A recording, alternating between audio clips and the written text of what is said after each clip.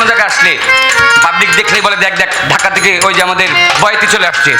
বয়াতি বলে না, কারণ এই দেশের ভাষায় বলে বয়াতি গান। ভাগ্যক্রমে একবার গেছিলাম পাবনায়। পাবনায় গিয়ে মাত্র আসরে উঠছি, পাবলিক আমাকে দেখে বলে দেখ দেখ ঢাকা থেকে ফকির এসেছে। আমি চিন্তা করে গেছি ফকিরটা বলে কি দেখা। আমারও তো যেমন তেমন প্রতিপক্ষ ছিল মহিলা শিল্পী, উনি সাজগোজ করছে এমন দেখতে দেখা যায় রাজরানী। আরে আর পাবলিক দেখে বলে এটা হচ্ছে ফকিরের ফকিরনি। গান করতে করতে বুঝলাম একটা সময় কোন এলাকার গালি কোন এলাকার জন্য হয়ে যায় বলি। আমরা বলি বয়াতি গান, ওরা বলে ফকিরি গান। পুরুষ হইলে ফকির, মহিলা হলে বলে ফকিরনি। গানের ভাব কিন্তু একটাই।